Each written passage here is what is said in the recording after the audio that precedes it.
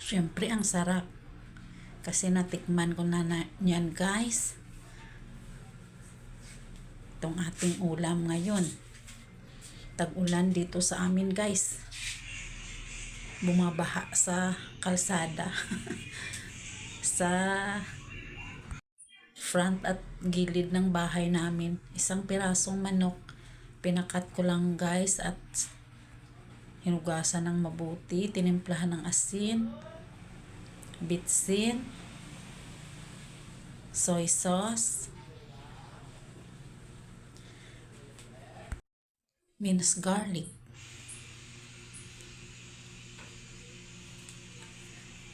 turmeric powder, medyo madami-dami para healthy. At saka ground ginger and calamansi juice, piniga, calamansi squeeze, at saka ground black pepper. I-mix ko lang yan ng mabuti guys.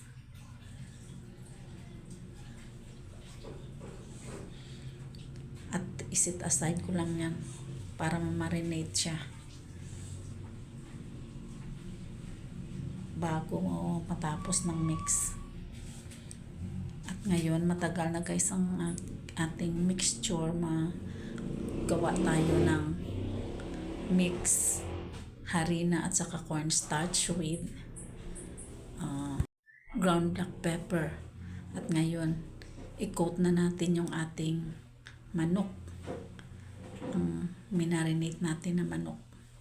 I-coat na natin guys. Ganyan lang, simple lang. Ganyan lang guys yung ating coatings. Are ready to prito na guys. Yung ating coated chicken.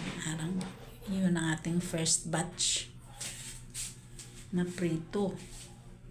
At binaliktad ko na. At may second batch yan guys. Okay, ito ng ating finished product. Mag-isa na tayo ng ating ahos bombay.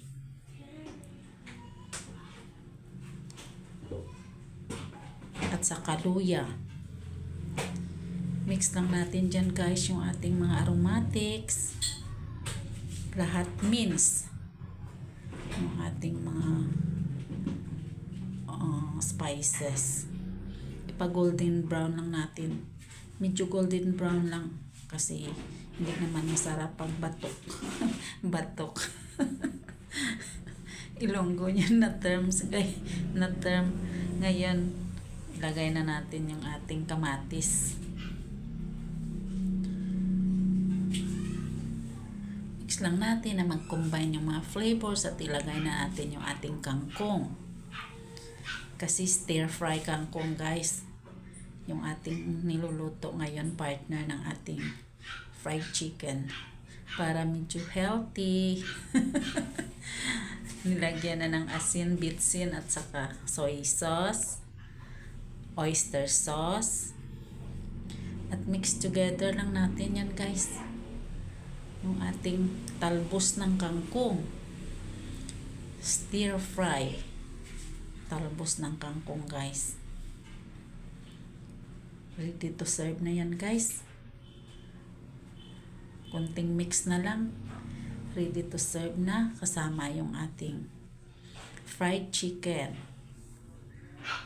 At saka meron ding sausawan ang ginawa ang anak ko na ketchup with mga spices. Yan guys. Thank you for watching. Thank you Lord for your everyday blessing.